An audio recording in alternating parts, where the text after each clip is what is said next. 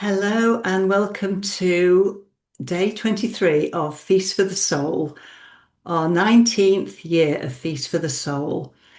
And it's a delight to have you here and also in a moment, to introduce Phil Goldberg, who'll be leading and guiding our session today. Um, as we know, our theme this year is inner peace, harmony, and compassionate living. And as I was lighting my candles behind me, I saw the feast sign and just it caught my eye. The little byline is creating world peace through inner peace.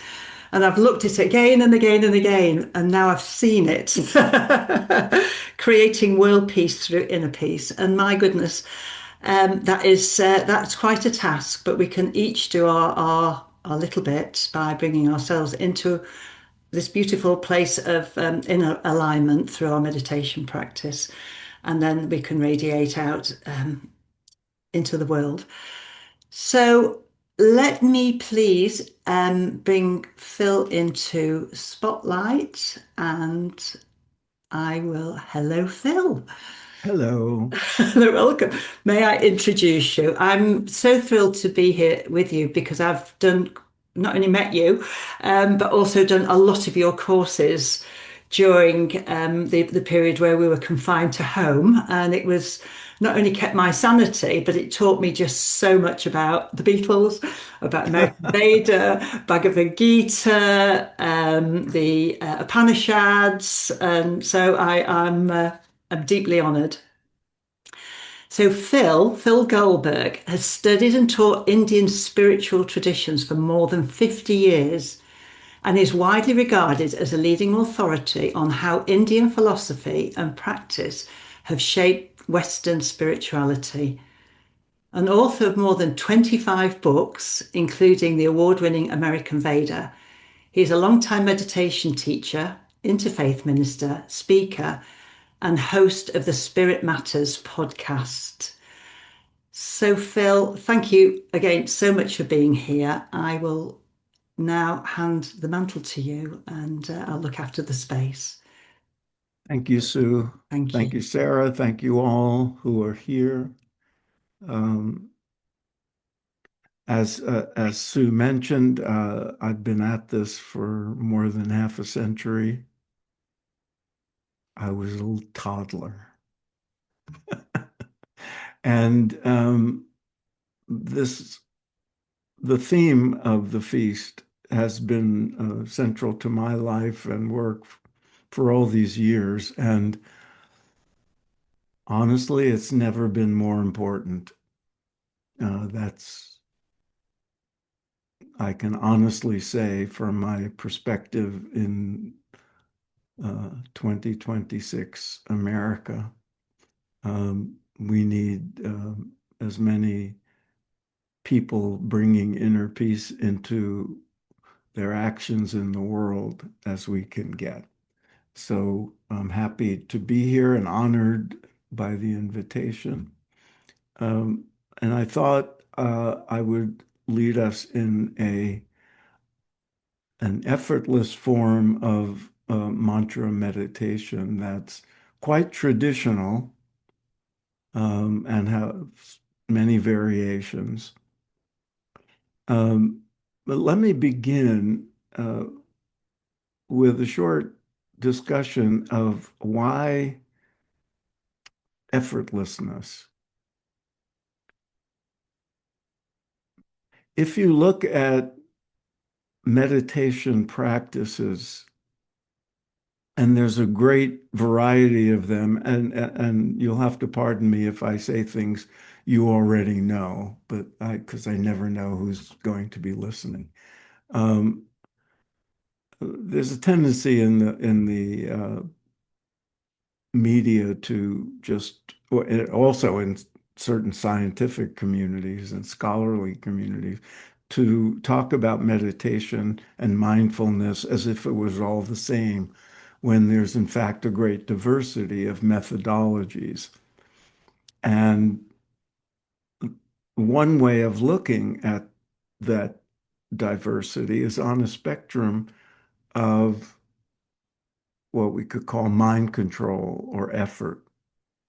So, on one extreme, there are forms of practice called meditation or mindfulness that require a great deal of mind control, and the instructions are based on that. Stop the mind from thinking, control the mind, use the mind in certain ways that require effort and focus, and so forth. All these forms have their effects and their value. But on that one extreme, if you move to the other end of the spectrum, going to less and less effort, less and less focus, less and less attempt to control the mind. On the far extreme of that would be sitting around doing nothing. So, which has its value, but in my mind, not uh, the same value as doing something known to be efficacious, something known to bring the mind to deeper levels of silence, which is, after all, what we're after. As the Yoga Sutras put it, the cessation of the fluctuations of mind stuff, of consciousness. That's how yoga is defined in the state of unity that yoga is essentially when the mind comes to silence, or at least deep quiet. In my experience, the methods that require less effort, but some doing, are the most effective in allowing the mind to settle down. By way of analogy, there's this Taoist saying that if you want a pond to be clear of the cloudiness, you let it settle. You don't stir it up further. It will naturally, the particles and everything, if the wind stops, will be naturally settled down. Uh, when you have your afternoon tea today and you boil water on your stove, when you want it to stop boiling, you don't stir it, you don't go around popping the bubbles, you just lower the flame and nature takes over. The doing is just in the lowering of the flame. After that, nature will seek the equilibrium it naturally is drawn to. The mind is very similar. The nature of the mind would be to find its equilibrium in quiet. The nature of the mind is to think, so their thoughts naturally arise, but the mind will also seek quiet if it's allowed to, if it's enabled. It will do so naturally because the satisfaction that the mind seeks in its focus on outer things and scheming and thinking and planning and all that is found in the silence. In the East, that inner state of pure consciousness is one of its attributes is ananda or bliss. So the mind is drawn to that. Therefore, effortlessness, relative speaking, is a practical matter of what will produce the greatest results. Not that effortful forms of meditation are useless, but especially when practiced alone in the absence of an expert guide, um, you can go wrong more easily with attempts to control the mind than the effortless forms of allowing silence to come. I hope that makes sense. So we're going to do an effortless form of meditation. I will guide you into it. Now, many of you know that traditionally, when mantra meditations are taught, or as is often the case, uh, a person is initiated into a form of meditation through a lineage, the teacher will um, assign or offer to the student a mantra that suits them personally. There are various ways of determining that. This is a group that's meeting once, so, we'll be more generic. And when we introduce mantra into the practice in a minute, we'll use the traditional mantra, so hum, simple 2 syllables. So hum, so hum. Now, let's now transition to the practice itself. I'll guide you into it, and then I'll shut up and allow you to meditate on your own for, depending on how much time is left, I hope at least 15 minutes. And then I'll bring us out with another sort of mini practice. So if you all would make yourselves comfortable and close your eyes. I'll see if I can see the gallery. Okay, good. Just any comfortable position that suits you. I'm sure you're, not doing a meditation for the first time, so I'm sure you're already settled in. And with the eyes closed, just that simple act of shutting off the sense of sight. Um, the body is signaled to begin to calm down and settle down. So just sit for a moment and let your attention rest on the body. And if you notice any tightness or tension in some part of the body, just let your attention rest on it. Allow it to settle down and just relax.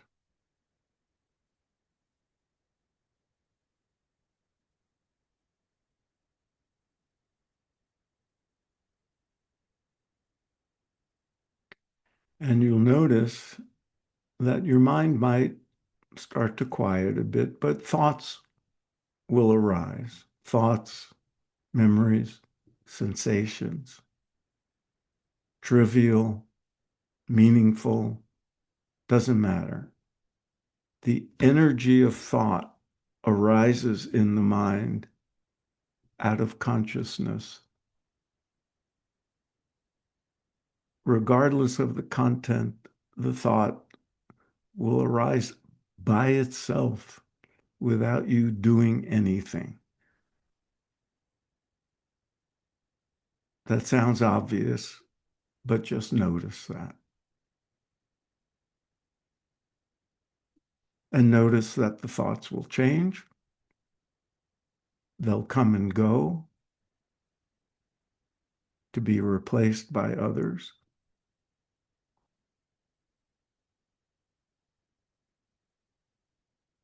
And you might now find yourself thinking about the fact that thoughts are coming and going. And that thought will also come and go. But also notice that something is noticing the thoughts coming and going. Some part of you is witnessing the thoughts coming and going.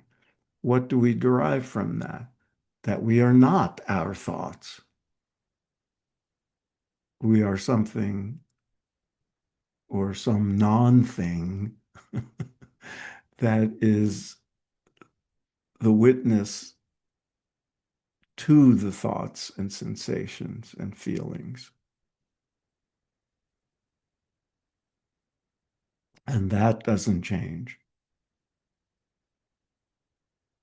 And that is a glimpse, that's something, a hint of what in the teachings are called pure consciousness, or the self with a capital S.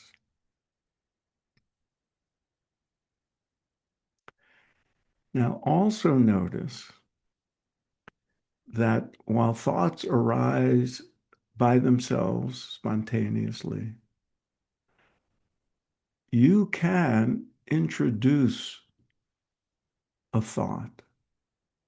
And by thought, I mean anything in the mind.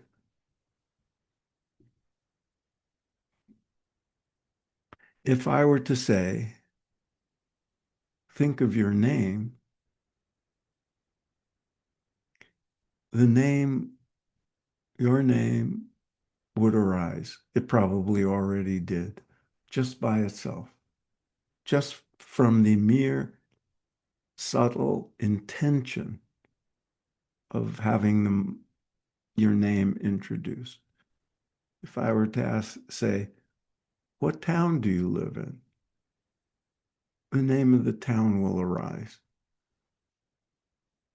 So the merest intention, the most subtle, nuanced feeling of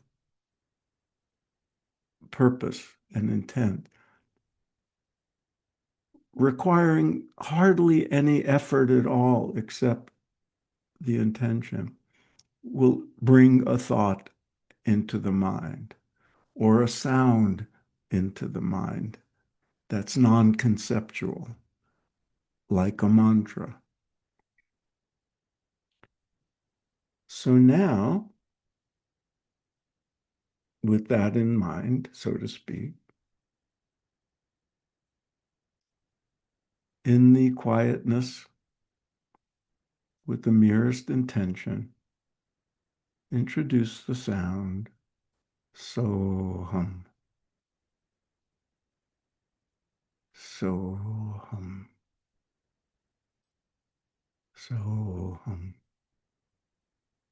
effortlessly,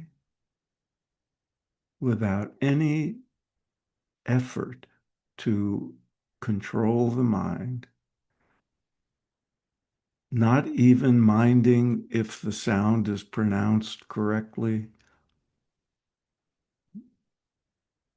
The sound itself may change. It may become less distinct, more like a feeling than a sound or a thought. No particular rhythm, just the merest intent to have that sound resonate within you as a vibration, however subtle, however different, and allow it to come and go. Don't try to eliminate other thoughts. They too can arise and fall and disappear. But when you notice that you're not with that mantra sound, just gently, without effort, allow it again to resonate. And if you notice at any time it's fading away, let it go. It will disappear, and you may notice some deep silence in its absence. And when you feel it's appropriate and other thoughts arise, just reintroduce it with that merest intent. And we'll continue this way for 10 or so minutes.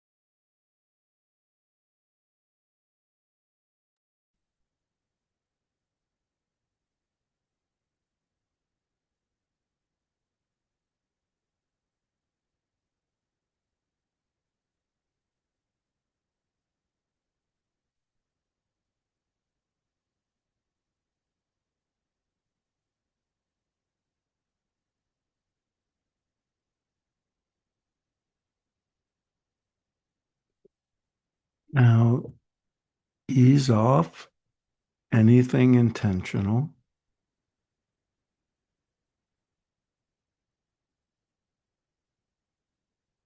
and allow your attention, keeping your eyes closed, letting your attention rest in the area of the heart in the center of your chest, the seat of divine love, light, and compassion. Feel it, feel those qualities, if you wish, envision light emanating from that area.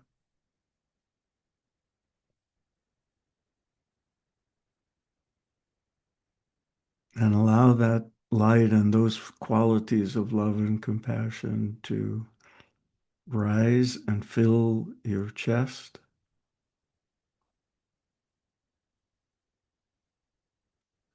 shoulders and arms, your neck, face, head,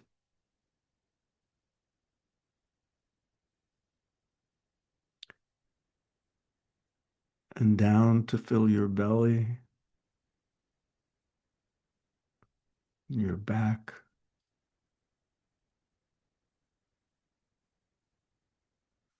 hips and pelvic area,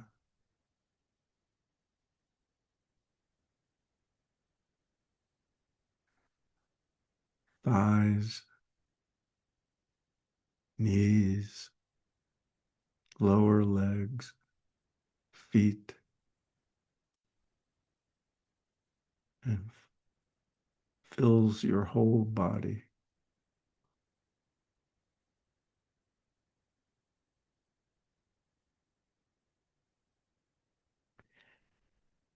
And now allow the light and the feelings of love and compassion to extend beyond your body and your individual self,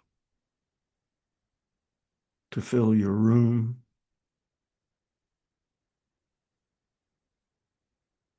your home,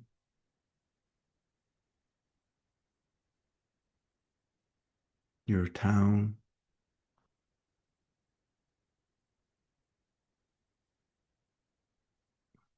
your region,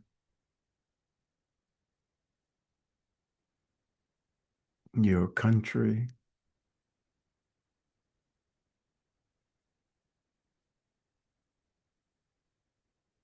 and allow it to keep spreading, to fill all of North America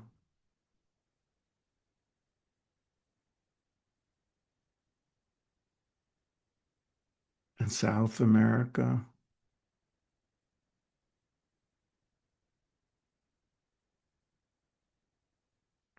and all of Europe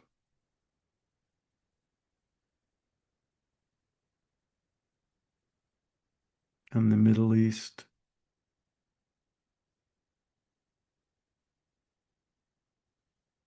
and Africa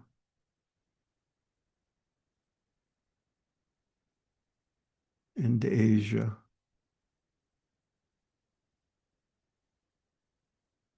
and Australia and the Pacific Islands and all the oceans.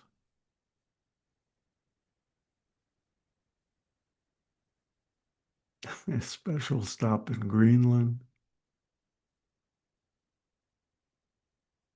and fill the entire planet.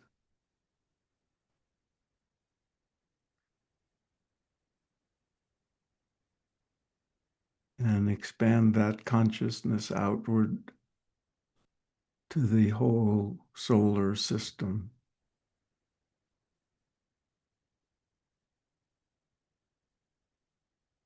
and our galaxy.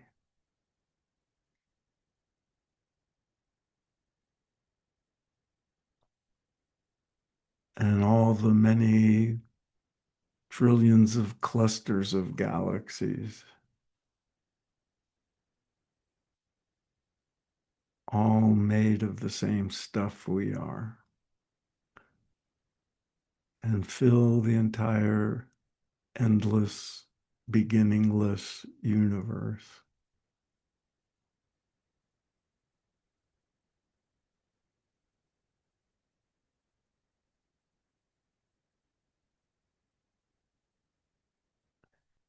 And then bring the attention back to the little speck of body that you occupy.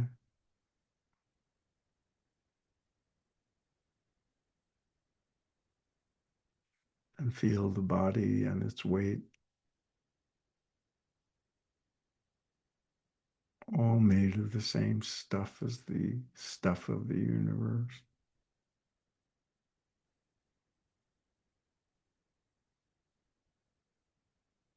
And rest in that awareness, allowing any residual tension or strain or tightness to dissolve in the feeling of love and compassion. And when you're ready and comfortable, easy, gently open the eyes and we can chat for a while.